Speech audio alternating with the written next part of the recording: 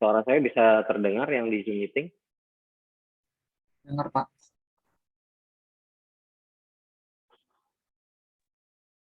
Bisa, Pak. Oke.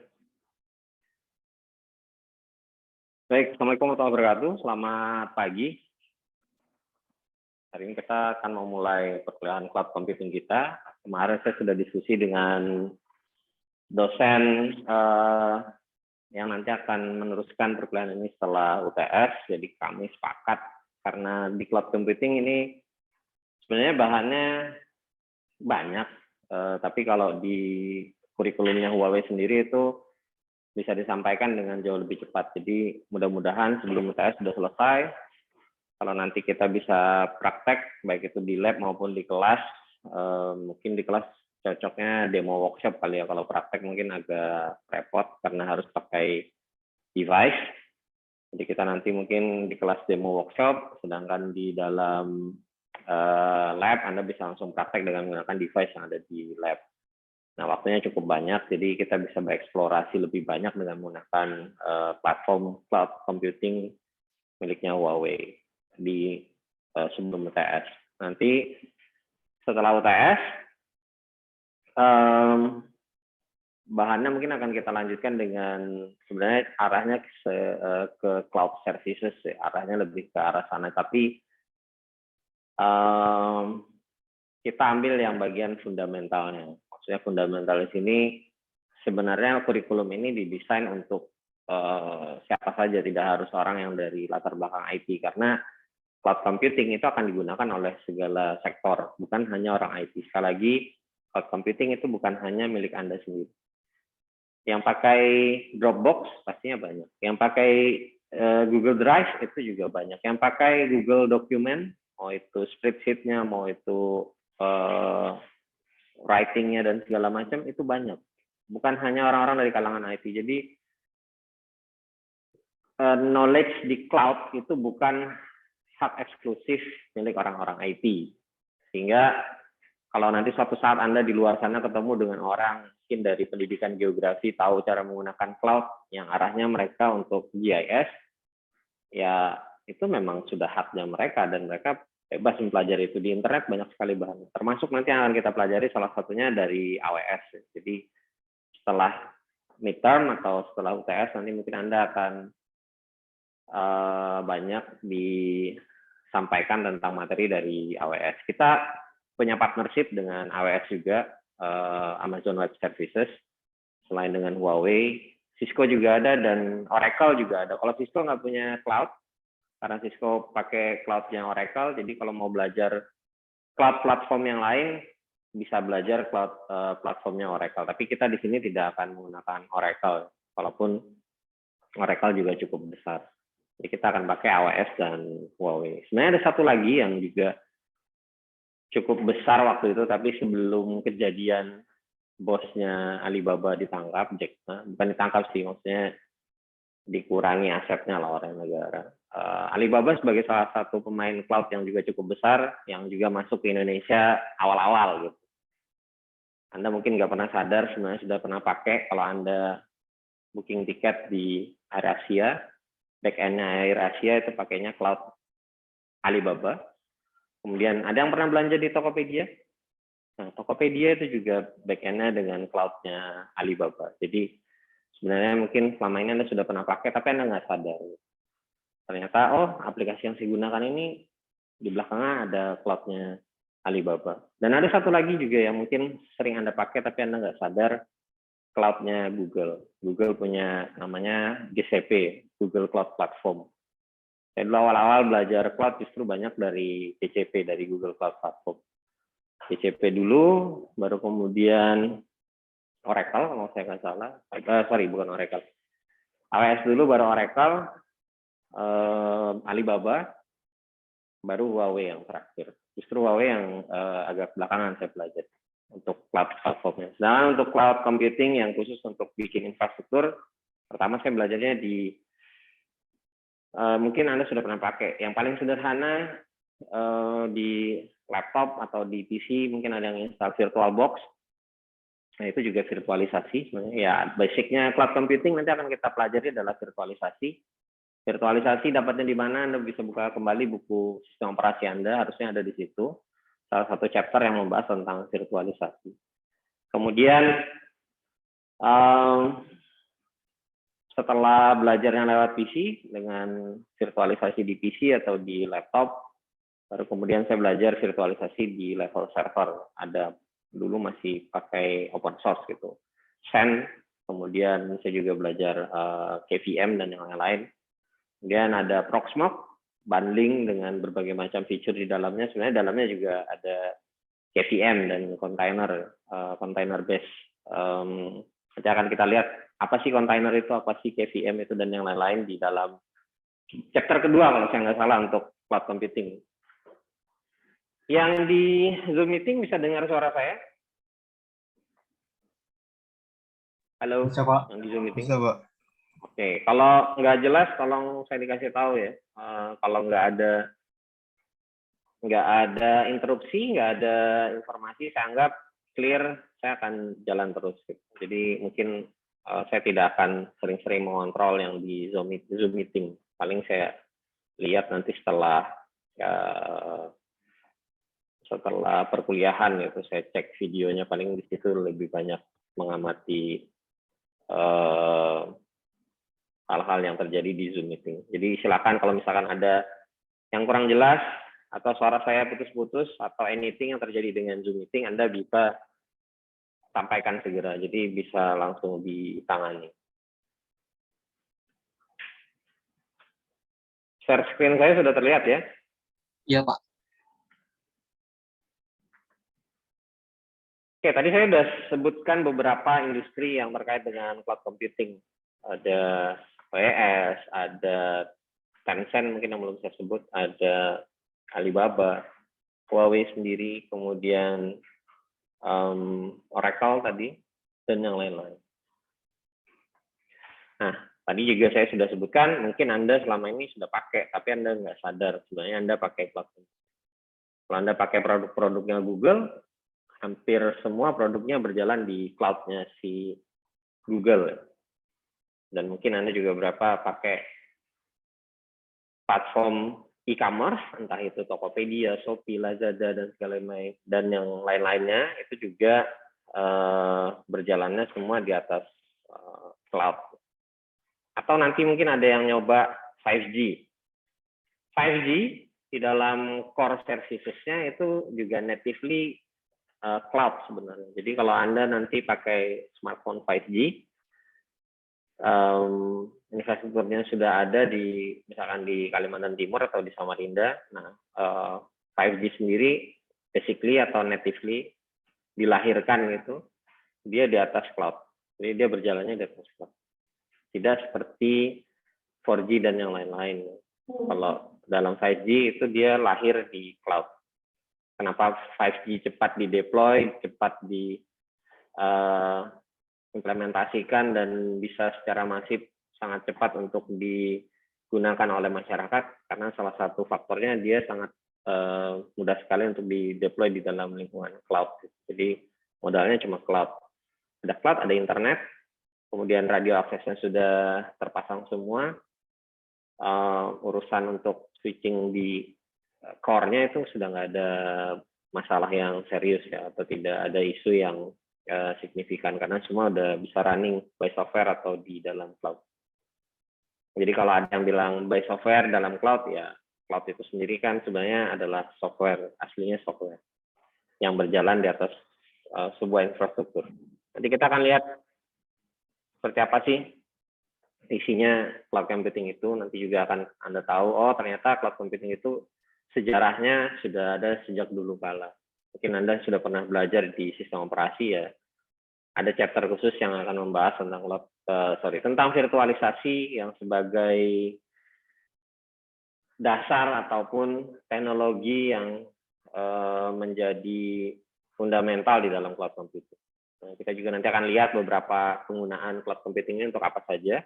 Tadi sudah saya sebut, salah satu yang mungkin sering Anda gunakan, penggunaan e-commerce atau marketplace, baik itu marketplace yang bebas, ya. Maksudnya apa saja dijual di situ kayak Tokopedia, Lazada dan yang lain-lain, atau yang spesifik, yang jualan tiket misalkan dan yang lain.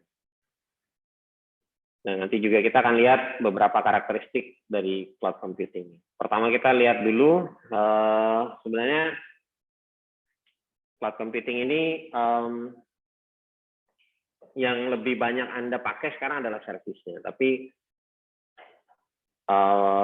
infrastrukturnya sendiri mungkin tidak terlalu sering Anda utak-atik, kecuali Anda sering mainan VirtualBox. Jadi kalau Anda sering mainan VirtualBox, Anda akan ketemu hal yang sama dengan nanti yang akan kita banyak gunakan di perkuliahan ini. Jadi kalau VirtualBox itu Anda deploy atau Anda gunakan di PC atau di laptop, atau kalau Anda pakai VMware, VMware Workstation, mungkin kalau yang di ini nggak lihat ya, yang di sebentar saya share ulang aja. Nah, VMware Workstation dan VirtualBox ini dua-duanya saya pakai. Kebetulan yang di VMware ini ada saya gunakan untuk beberapa server. Di Oracle VirtualBox ini juga saya gunakan beberapa aplikasi atau server juga di dalamnya.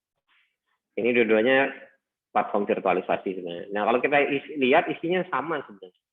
Yang diatur di situ, kalau Anda buka atau Anda install VirtualBox, maka dalam VirtualBox itu ada compute, ini maksudnya prosesor ya.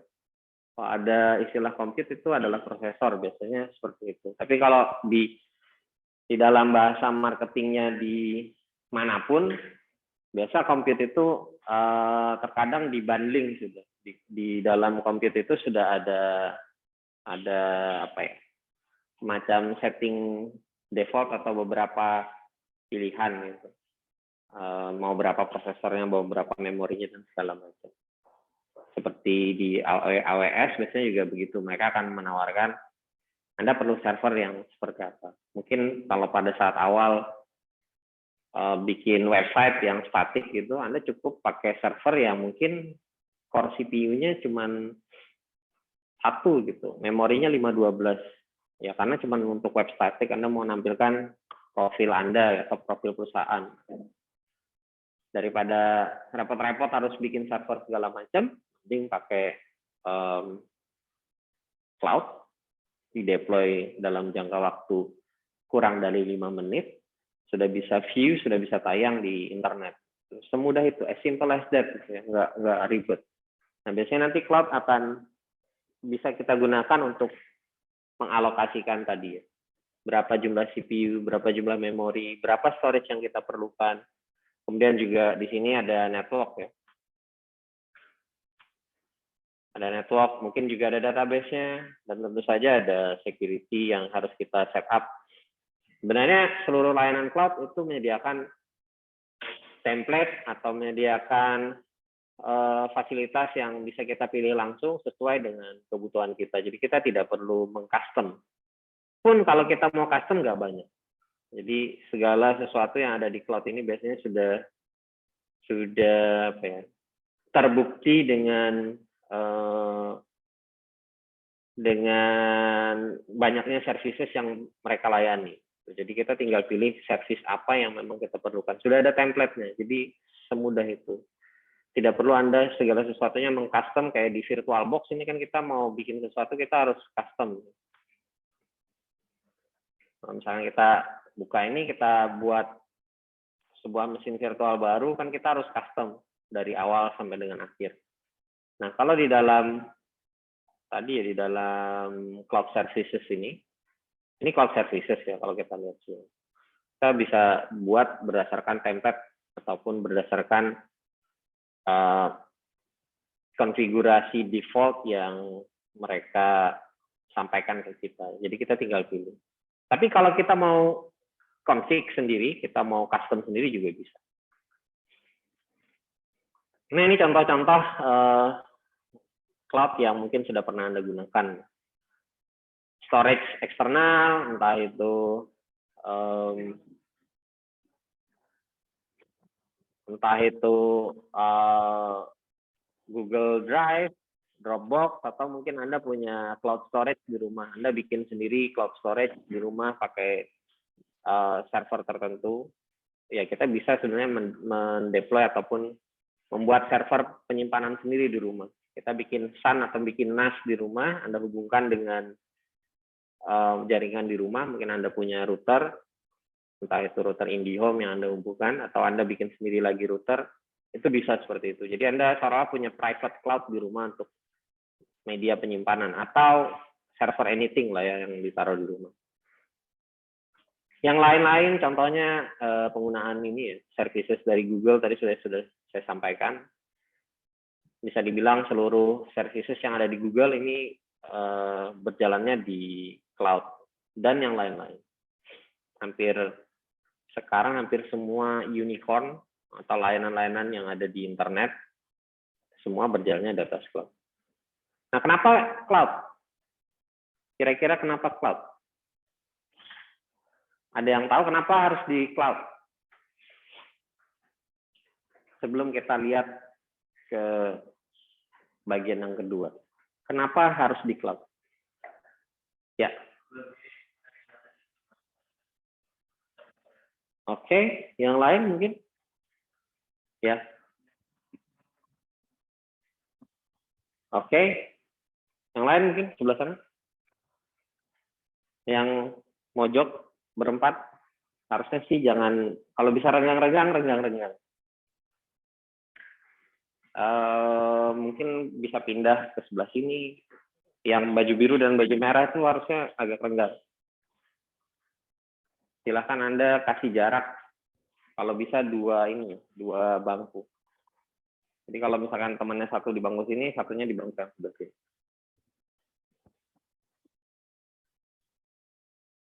Kenapa harus pakai cloud? 1, 2, 3, 4, silahkan.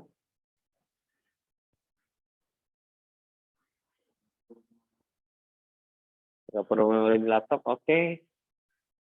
Yang baru datang, kenapa harus cloud?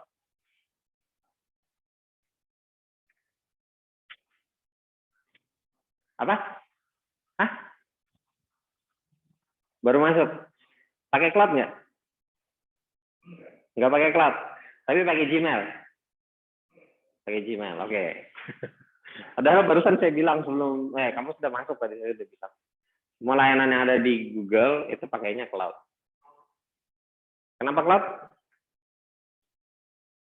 Yang pakai baju merah, kacamata, ya.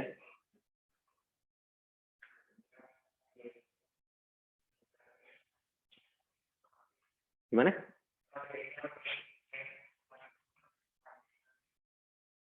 Oke, belakangnya, kenapa cloud? Lebih gampang digunakan. Oke. Yang di Zoom meeting, kenapa harus pakai cloud?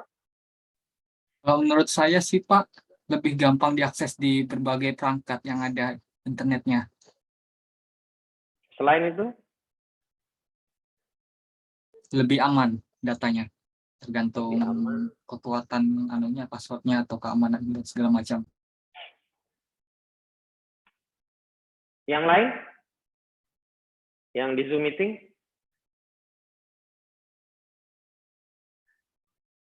Hemat Lebih biaya fleksibel, mungkin. Pak.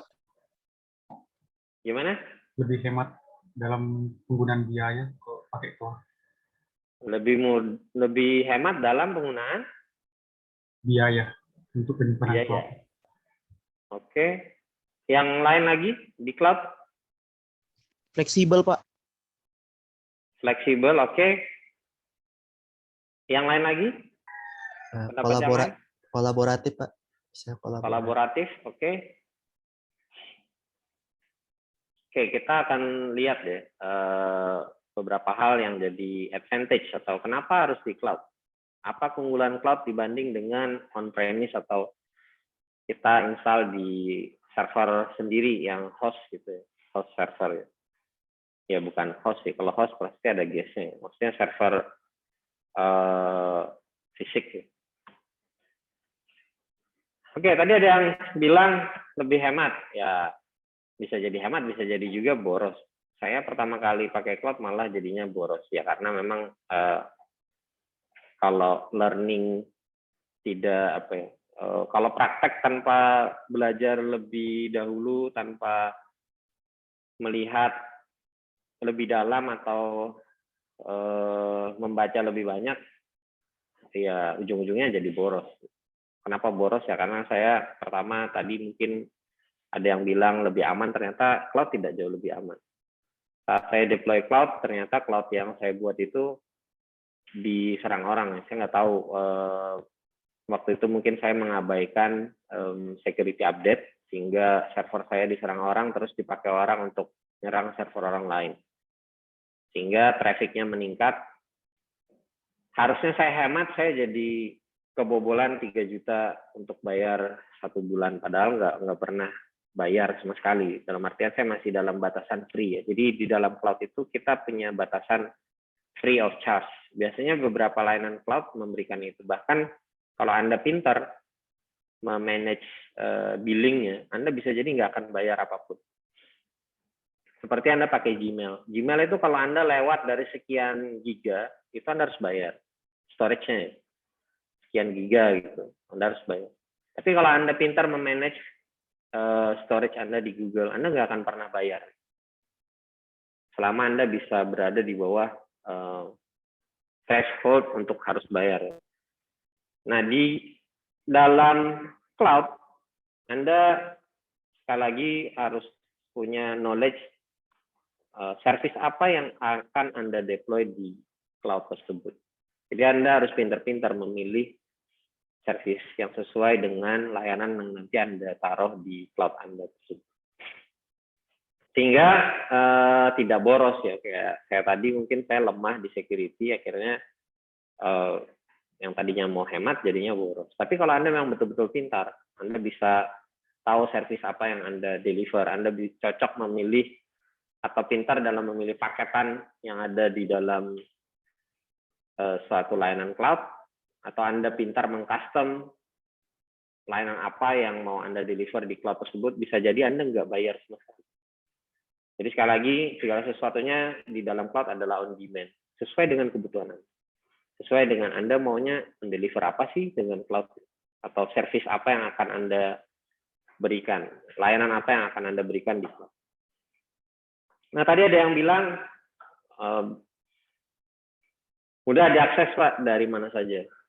Ya, sekali lagi, namanya cloud, basically cloud ini adalah internet sebenarnya. Ya, awan internet sebenarnya. Awan ini adalah internet. Jadi kalau dia lahirnya di internet, ya pastinya jelek banget tulisannya. Dia lahirnya di internet, pastinya dia akan bisa diakses dari manapun, entah itu di bumi, di bulan, atau di planet Namek. Selama ada internet di planet Namek, atau di dalam alam gaib gitu ya.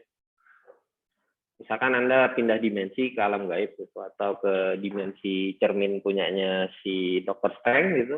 Asal ada internet di dimensi cermin tersebut, yang connect dengan internet di bumi, di dimensi kita sekarang, atau di realm kita sekarang, harusnya connect. Jadi kalau ada tadi yang bilang, bisa diakses dari mana saja, iya, selama ada internet. Termasuk, karena dia bisa diakses dari mana saja, kita bisa berkolaborasi ya. Makanya di sini ilustrasinya ya orangnya banyak. Orangnya bisa banyak. Kita bisa berkolaborasi, tadi ada yang bilang, kita bisa collab Pak. Iya, bisa collab di dalam cloud.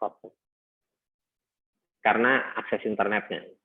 Dan juga izin aksesnya. Ada beberapa izin akses yang bisa mengizinkan orang untuk berkolaborasi di dalam cloud. Contoh sederhana, kalau Anda ngetik pakai Google Doc ya.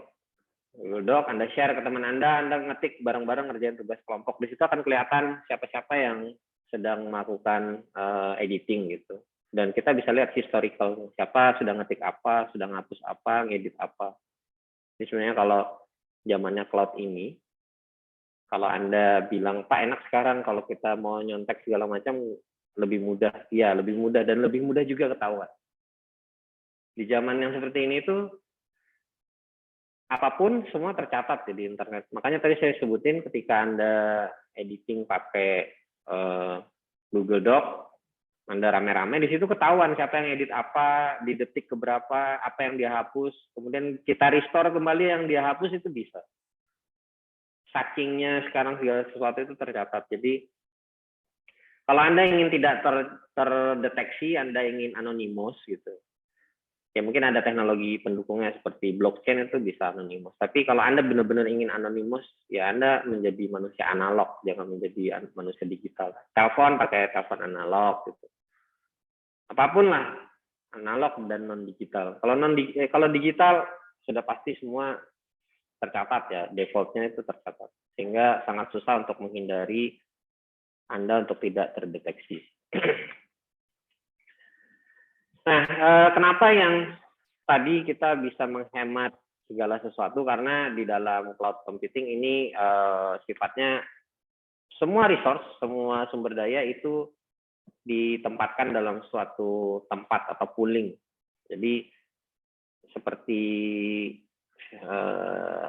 ini VirtualBox ini sebenarnya resource poolingnya apa? Resource poolingnya adalah komputer kita. Resource poolingnya itu adalah komputer yang kita pakai.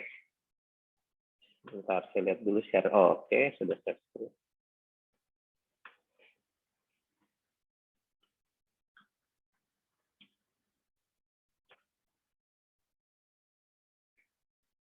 Nah, yang dikelola itu resource ini. Contoh resource prosesor ya. Ini yang dikelola misalkan. Dikelola oleh si virtual manajernya.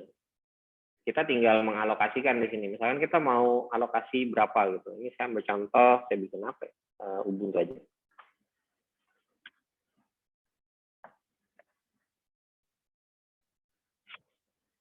Nah, resource pertama yang diambil dari pooling, dari tempatnya. Maksudnya tempatnya itu yang ada di sini. Tempatnya itu memori misalkan. Ada nggak ya memori di sini? Kayaknya nggak ada deh. Mungkin lebih jelasnya pakai ini aja.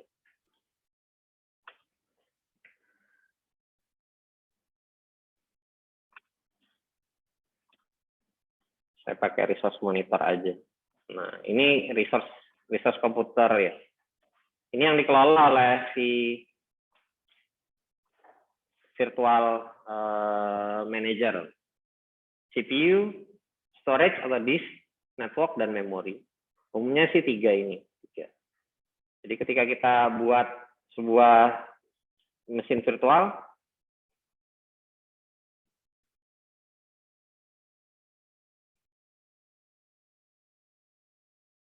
GB itu berapa ya? 4096.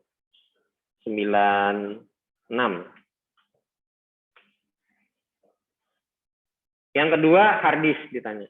Jadi ini agak mungkin susunan di sini ya suka-suka programmernya. Jadi tadi memori sudah, sekarang hard disk. Kita create, misalkan 10 GB, fine. Ini juga next aja. Ini juga next aja. Ini juga next aja. Nah, yang lain-lain by default dia ada network. Ini network. Kemudian tadi satu lagi CPU. Ya. CPU kita sebenarnya bisa adjust di sini. Kita mau berapa core? Misalkan saya pakai 4 core. Oke. Tinggal di-mounting untuk storage-nya saya mau masukkan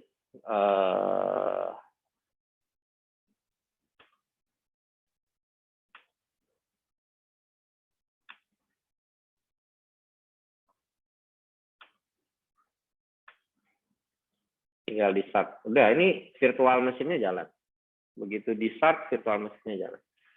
Nah, jadi virtual mesin tadi dia mengambil resource dari poolnya. Ya, ini pool, anggap aja ini adalah resource poolnya, ada CPU, disk, network, dan memori. Yang ini diambil dan dialokasikan oleh virtual manager tadi, virtual machine manager tadi untuk dialokasikan ke dalam sebuah virtual machine. Jadi virtual machine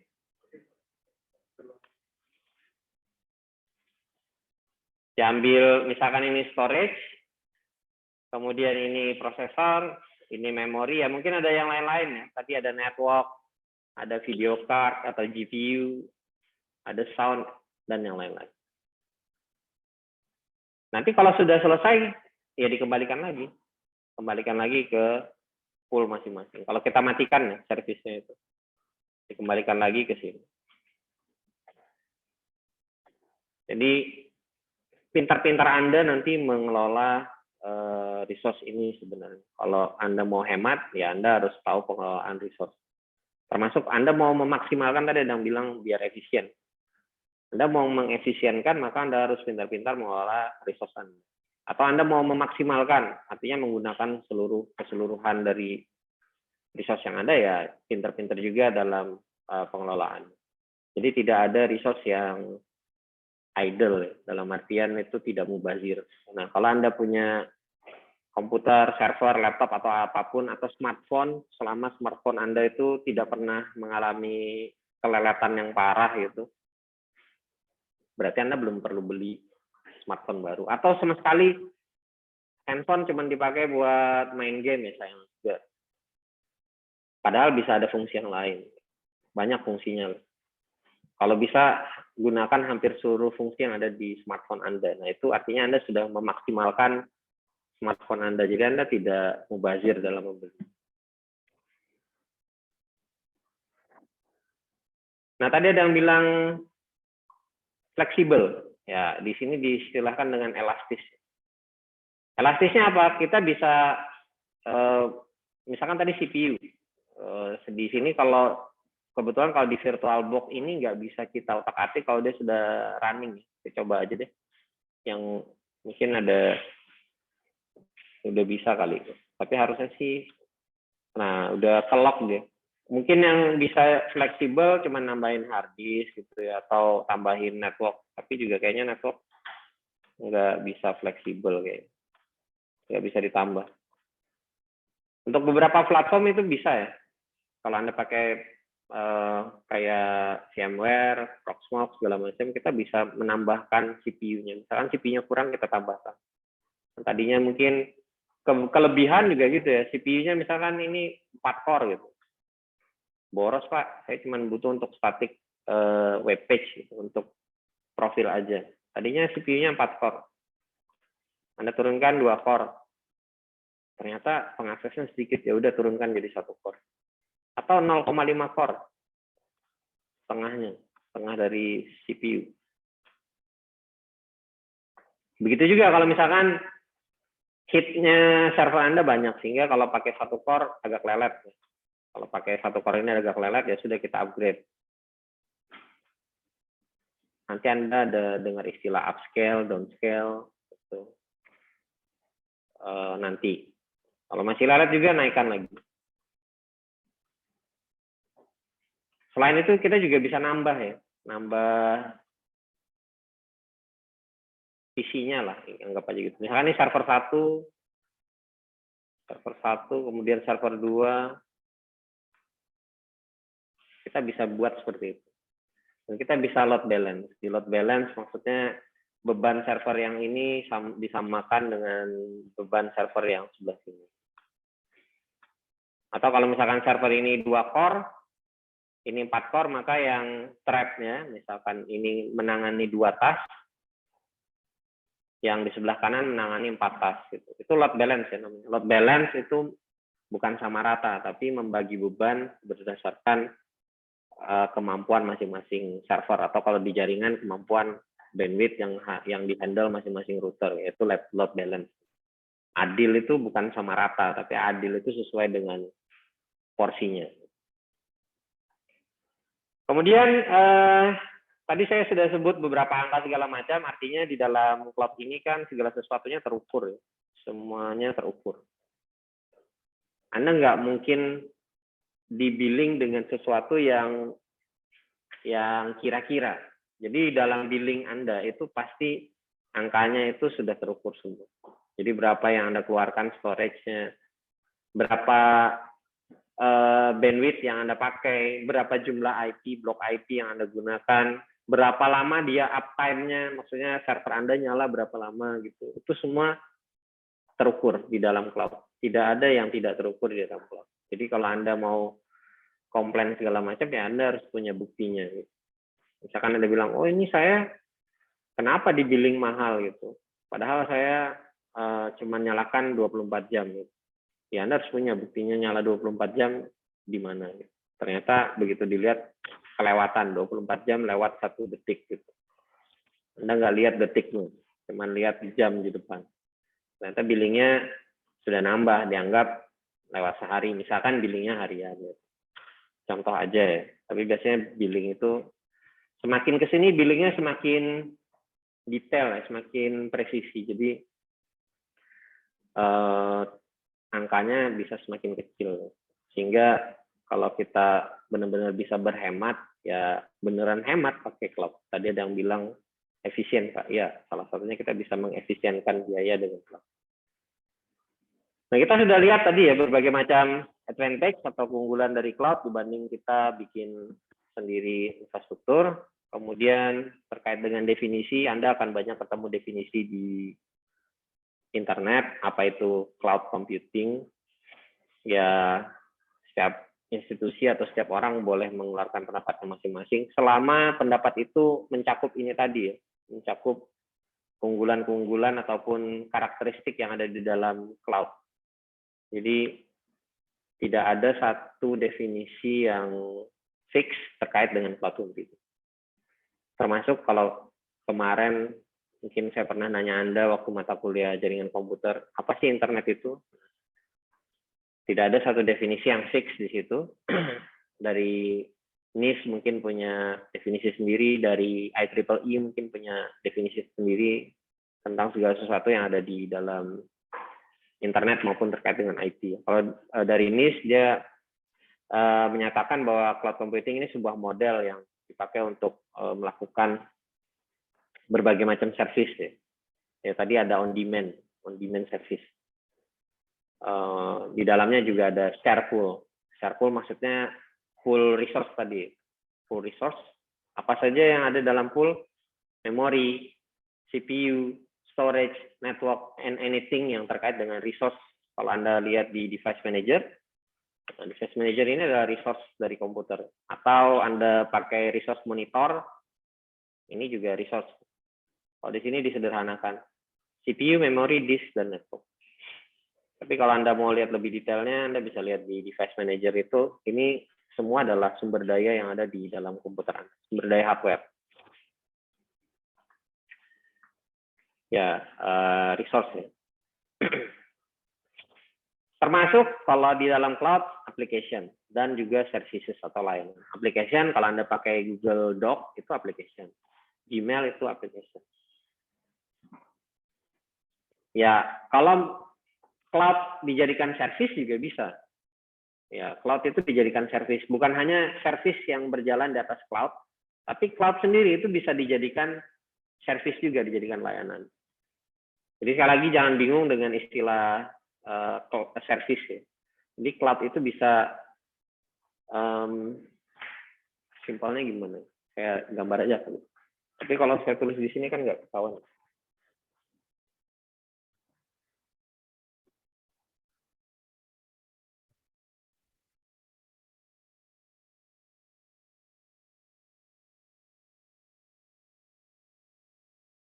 Jadi kalau ini adalah cloud, servisnya sendiri itu bisa juga dalam bentuk cloud.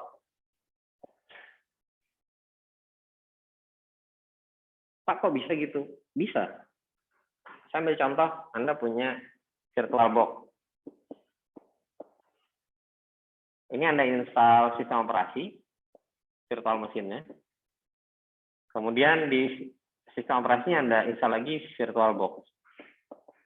Apa bedanya kalau kayak gitu? Sama aja kan? Jadi Anda bisa menginstal VirtualBox di dalam mesin virtual yang ada di dalamnya lagi ada VirtualBox. Nanti Anda install lagi di dalamnya VirtualBox, ya bisa juga. Kalau Anda kurang kerjaan, Pak, saya mau install lagi di dalamnya. Install VM, ada VirtualBox-nya.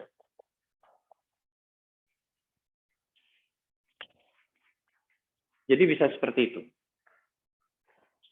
Jadi cloud itu service bisa berjalan di atasnya. Ini contoh service yang berjalan di atasnya, misalkan tadi ada virtual machine dengan mungkin ada contoh paling sederhana ada Ubuntu misalnya. Server, ya kalau ada server berarti ada service-nya.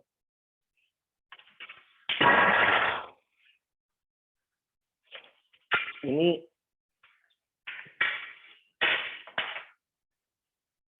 papan tulisnya belum siap kuliah kayaknya. Ya.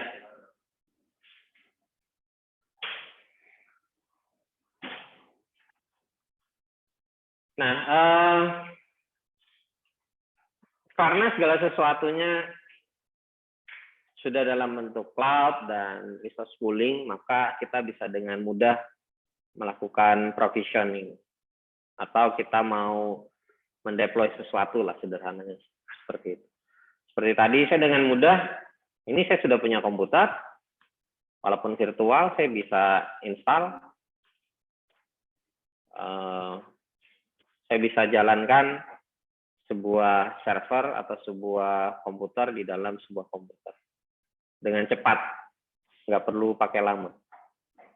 Ya ini karena komputernya lelet aja ya, ini komputernya lelet jadinya ya segala sesuatunya lelet. Tapi kalau Anda sudah pakai cloud, segala sesuatunya lebih cepat pakai cloud. Bahkan kalau ngedeploy server 2 menit atau 1 menit itu udah bisa sekarang. 1 menit sudah up, sudah bisa Anda akses. Pakai IP ya tentu saja. Kalau Anda pakai DNS, sekali lagi kalau pakai domain name tentu perlu waktu. Domain name itu kayak Pak RT, 2 kali 24 jam dia baru resolve namanya. Jadi 2 kali 24 jam baru seluruh DNS di seluruh dunia itu resolve sebuah nama domain. Ya mungkin bisa jadi lebih cepat gitu, tapi sepanjang 10 tahun saya SLA-nya masih belum berubah ya. 2 kali 24 jam baru DNS itu resolve di seluruh DNS server di seluruh dunia. Jadi misalkan Anda lagi di kutub utara gitu, anggaplah itu ujungnya internet di dunia. Anda bikin sebuah server dengan nama domain misalkan negara kutub utara.com gitu atau .go.id. Nah, itu akan resolve setelah 2 kali 24 jam di seluruh DNS server di seluruh dunia. Tapi kalau Anda akses pakai IP langsung, begitu live di internet, detik itu juga langsung bisa diakses. Ya, cloud juga gitu. Begitu Anda deploy server di cloud, Anda online kan,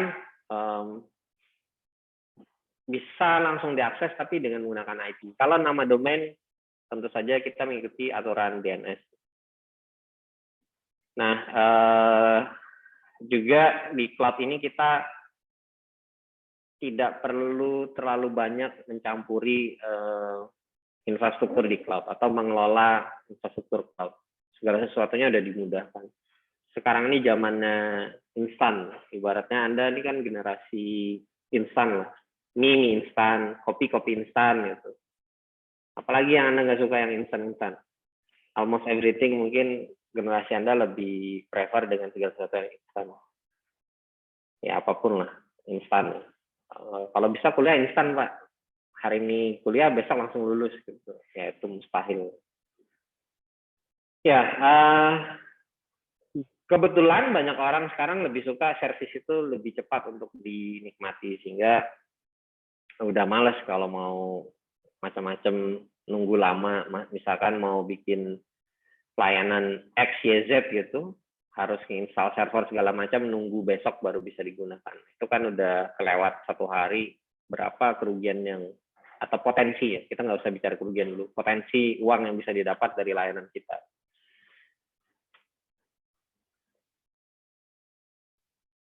Kameranya tidak mengarah ke papan tulis ya, nggak apa-apa. Dibayangkan aja.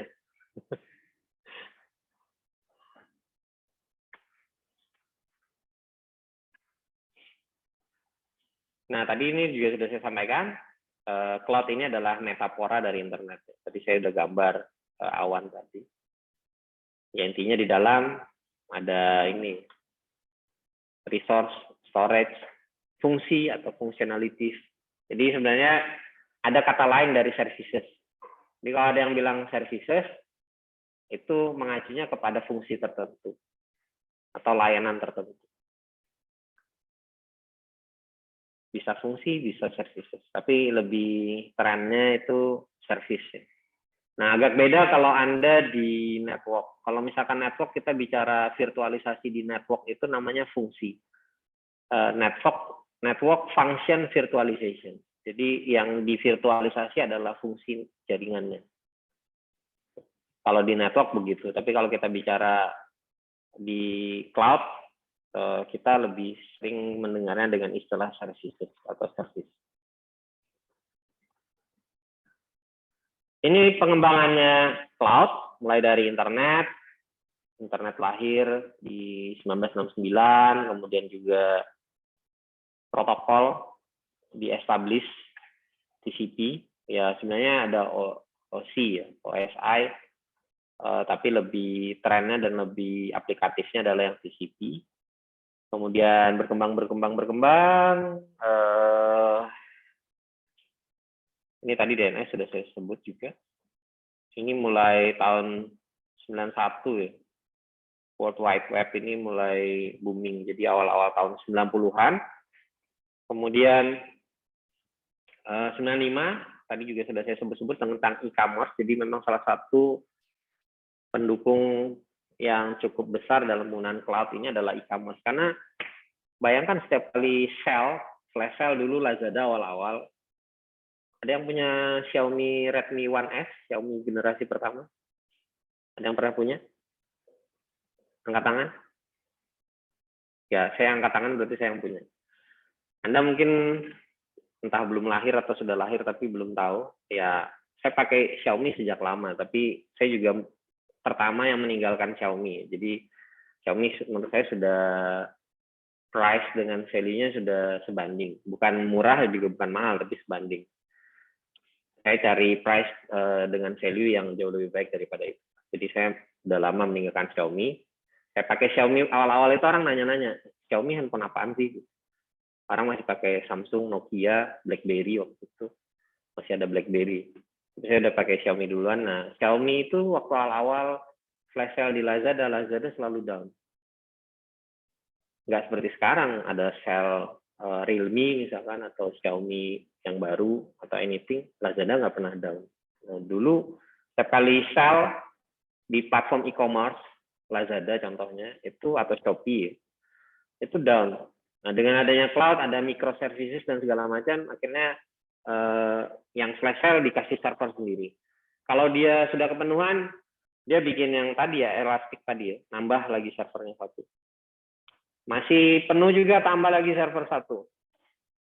Sampai time limit, maksudnya time limit flash sale-nya tercapai. Time limit flash sale tercapai itu ada 2 waktu flash sale-nya. Misalkan flash sale-nya cuma dibuka 1 jam, atau barangnya udah habis. Kan cuma 2 itu penandanya flash sale. Kalau barangnya sudah habis, apa yang mau di flash sale? Nggak ada kan? Ya PHP aja. Akhirnya banyak orang yang kena PHP Lazada contohnya gitu pada saat flash sale. Ya it's fine gitu kan. Namanya juga flash sale. Nah ini yang mendorong cloud berkembang ya. Platform-platform e-commerce tadi juga saya sudah sebut. Contohnya kayak Tokopedia yang back-end-nya pakai Alibaba Cloud. Saya nggak tahu apakah masih di Alibaba Cloud. Kemudian Lazada kalau saya nggak salah pakainya Tencent Cloud. Shopee kayaknya juga punya sendiri. Ada ya ini masing-masing punya apa ya namanya? Punya cloud yang beda-beda. Termasuk kalau Anda belajar di AliExpress, Alibaba ya pasti belakangnya Alibaba Cloud gitu.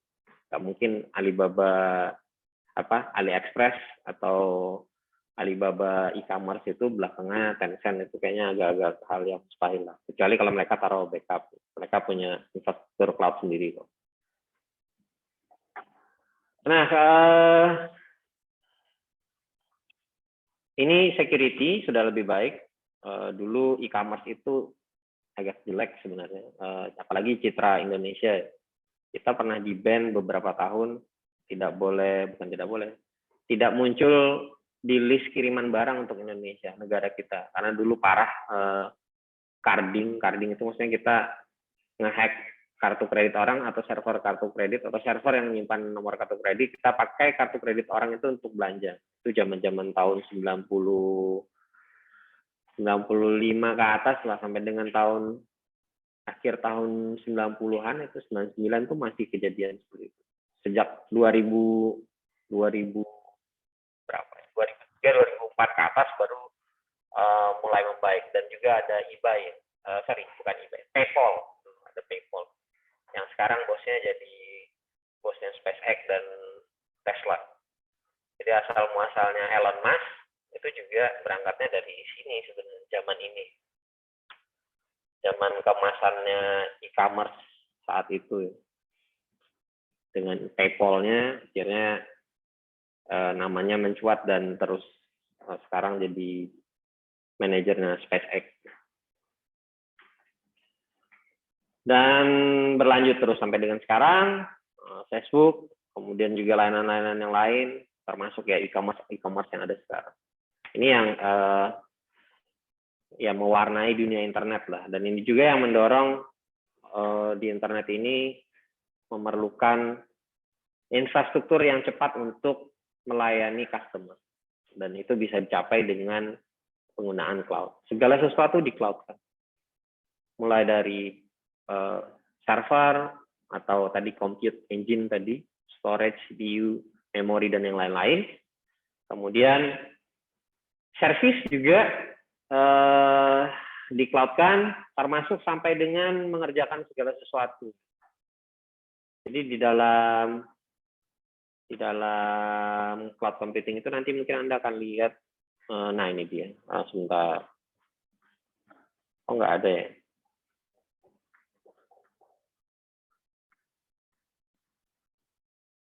Oh ini ada di sini, nanti berarti. Nanti Anda akan lihat berbagai macam hal itu ditawarkan atau dijadikan servis di dalam cloud. Nah ini evolusinya. Awal-awal virtualisasi baru sebatas di lokalan lah ibaratnya, atau paling jauh mungkin di server untuk keperluan internal, belum dipakai untuk jualan keluar.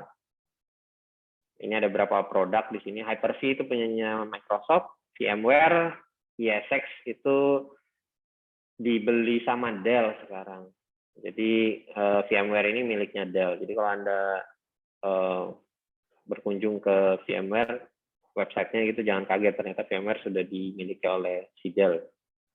Kemudian Xen dan KVM ini virtualisasi di Linux. Jadi kalau Anda ingin yang open source, dan nggak kalah sebenarnya performance-nya dengan yang closed source atau proprietary, Xen dan KVM ini sudah cukup baik ya. Nah kemudian di versi kedua sudah semakin baik, ada integrasi segala macam, cluster segala macam sudah mulai digunakan, juga sudah dijual ibaratnya, ada VMware, AWS, OpenStack, dan yang lain-lain. Di mana di sini sudah terjadi otomasi. Ya tadi saya sebut kalau misalkan flash sale di Lazada satu server nggak cukup, otomatis dia bikin server satunya. Kemudian di load balance itu semua terjadi otomatis, nggak lagi dicampuri oleh manusia.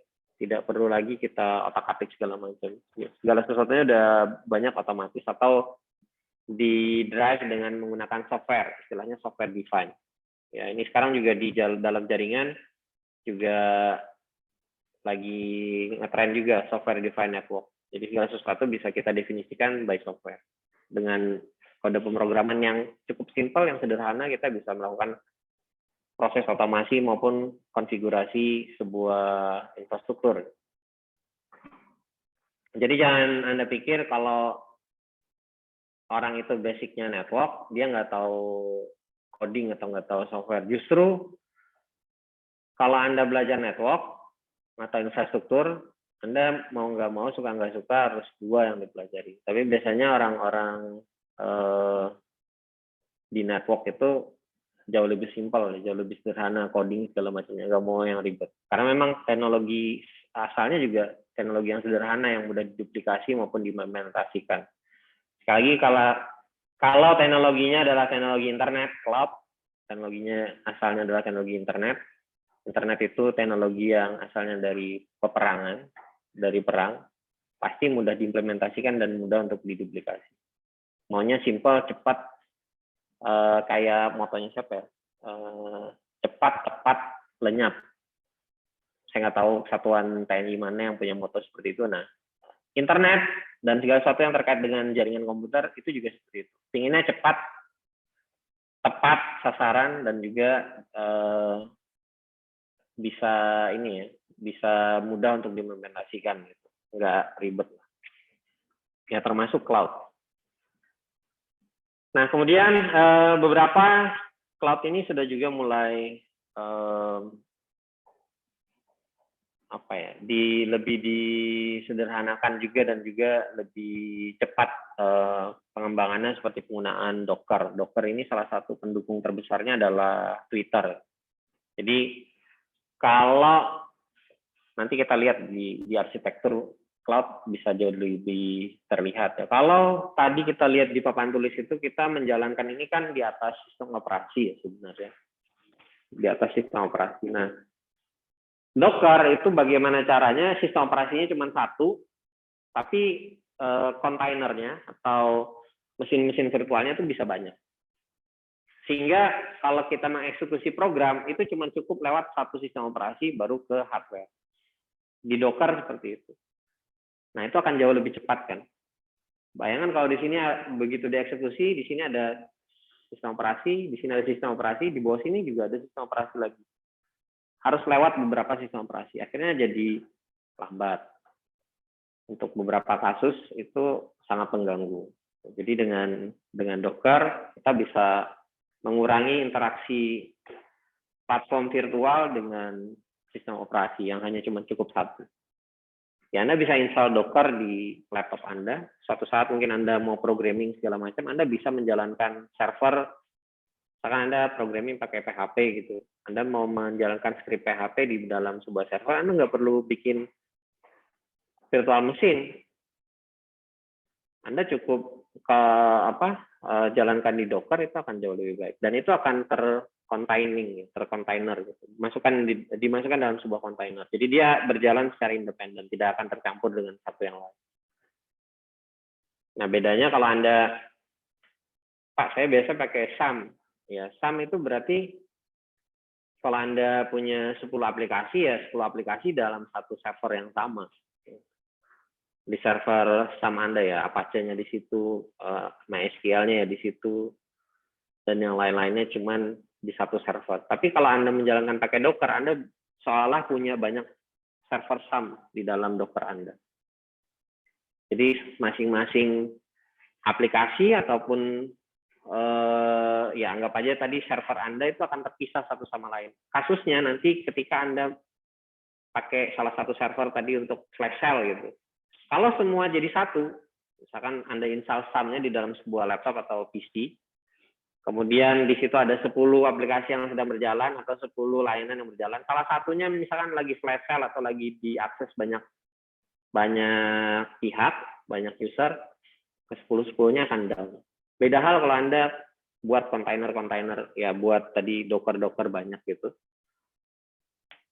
Yang ini lagi diakses banyak gitu.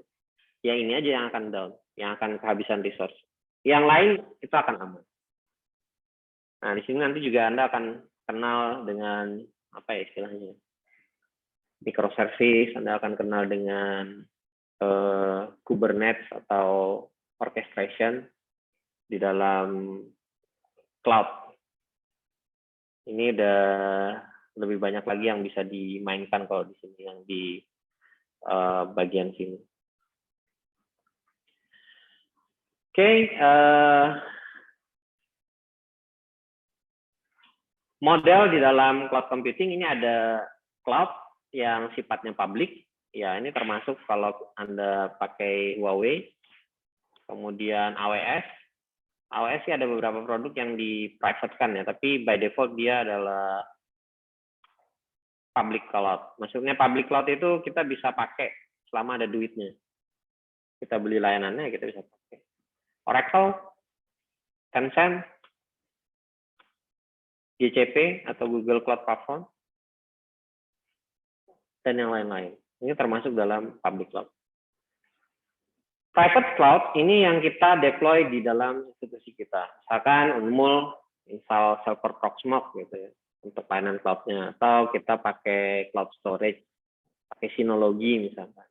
Nah, itu termasuk private cloud. Orang luar nggak bisa akses ke dalam. Kecuali kita buka aksesnya, kecuali dibuka. Nah, itu bisa jadi. Di ke depan yang akan ngetren itu adalah hybrid cloud. Sebagian data ditaruh di public, sebagian lagi di private. Sorry, bukan data, tapi service. Jadi kalau misalkan ke depan itu kita mau lebih cepat bertransformasi di dunia digital, salah satu pilihannya adalah menggunakan hybrid, model hybrid. Seperti kelas ini kan hybrid nih. Ada yang di sini, ada juga yang di tempat masing-masing. Nah, kalau menurut saya kalau di perguruan tinggi kayak di Unmul, model hybrid sebagai salah satu solusi juga. Artinya data-data rahasia kita bisa taruh di kampus. Gitu. Kalau misalkan kebutuhannya untuk data. Sedangkan data-data yang sifatnya publik, contoh data publik mungkin nama Anda dan nomor ijazah Anda gitu. Misalkan Anda mau dicek oleh Anda mau lanjut lagi kuliah, misalkan S2 gitu kan, nggak perlu bawa ijazah sebenarnya, cukup kasih service misalkan pakai API atau mau dicek pakai website gitu, benar nggak nama atau NIM sekian itu lulus dari Unmul dengan nomor ijazah tertentu. Nah, itu bisa dicek seperti itu. Taruh aja datanya di public, yang nggak perlu di private. Data yang sifatnya public taruh di public, yang private aja yang ditaruh di hybrid cloud. Ya, tadi terkait dengan biaya sebenarnya. Bayangkan kita harus invest, punya server room sendiri, punya SDM untuk mengelolanya.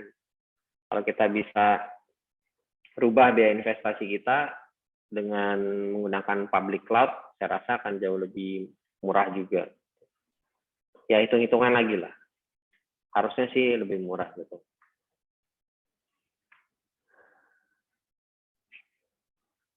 Ini berdasarkan tipikal usahanya, ya bisa di bidang transportasi, bisa di bidang finansial. Mungkin kemarin Anda pernah dengar Bank Mandiri sempat bermasalah, mungkin beberapa tahun yang lalu sebelum pandemi, kemudian ATM-nya di close semua, uang orang saldonya ada yang berkurang, ada yang bertambah. Nah, itu karena kemarin mereka, konon katanya mereka ada bermasalah dengan backup dan restore-nya mereka. Ya, itu private cloud ya. Biasanya di bank itu banyak pakai private cloud.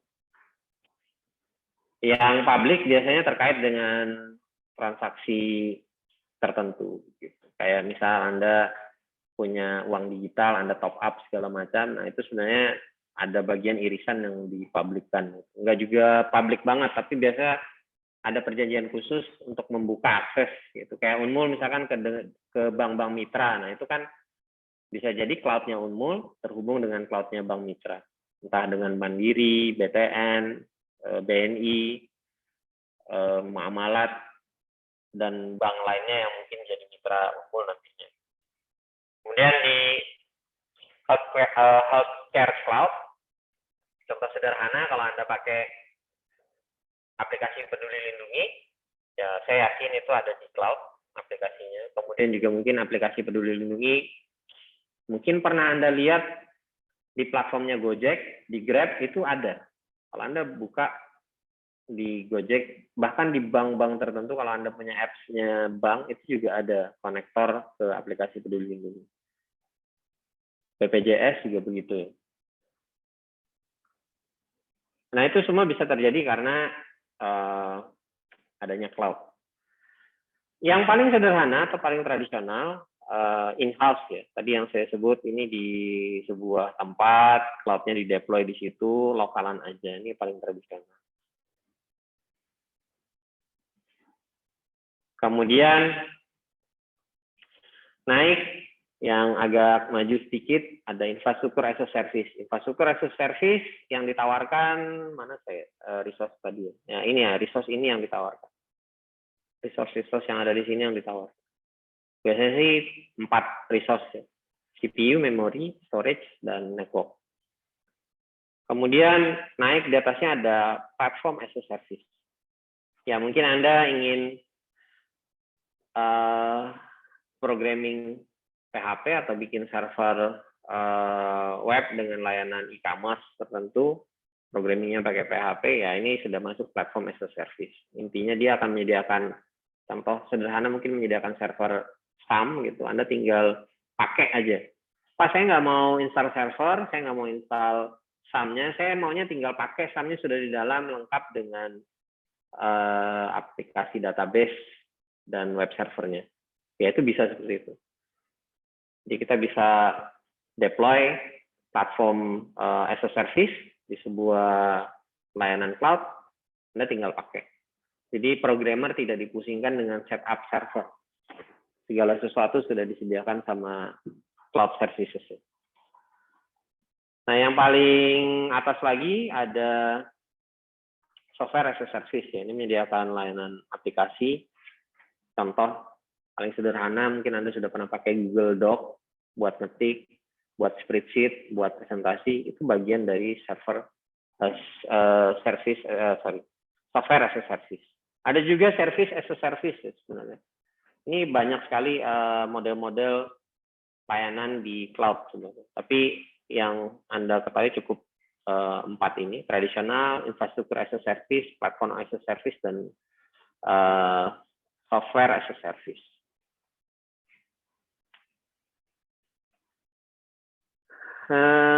Ini nanti kuis bisa Anda ikuti di e-learning-nya. Ada yang mau ditanyakan mungkin?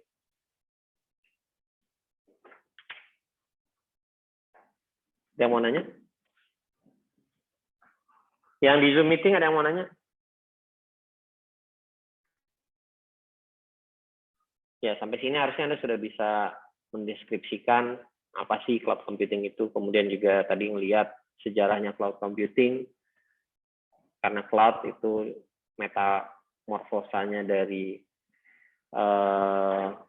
internet, ya pastinya sejarahnya terkait erat dengan internet. Kemudian juga ada beberapa contoh penggunaan cloud computing, tadi saya sudah sebutkan juga dari awal kita masuk, dan mungkin Anda sudah pernah pakai, mustahil Anda nggak pernah pakai cloud computing ya.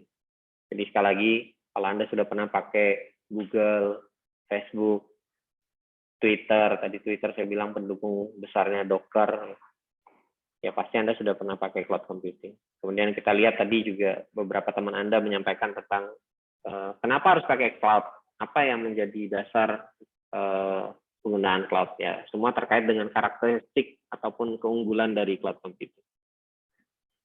Ada yang mau ditanyakan?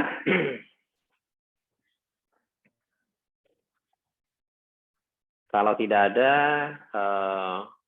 sebelum saya akhiri, Anda bisa cek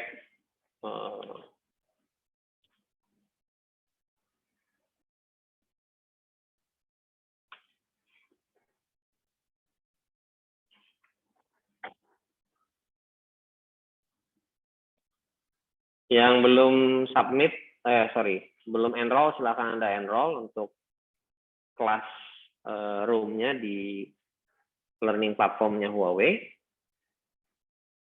Ini belum saya approve, nanti saya approve. Kemudian nanti untuk belajar di rumah atau untuk kuis dan segala macam, Anda bisa kerjakan atau Anda bisa pelajari di sini. Ini ada kuisnya. Silahkan Anda kerjakan kuisnya. Kalau saya bilang silahkan itu berarti Anda harus kerjakan. Saya tidak suka dengan menggunakan kata-kata yang kasar. Saya lebih baik pakai kata-kata yang halus, tinggal Anda yang memahami.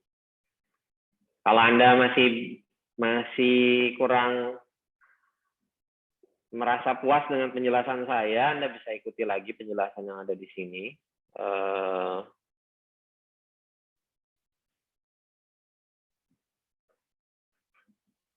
Ya, ini penjelasannya dalam bahasa Inggris. Kalau saya nggak salah sih Pak, bahasa Inggris.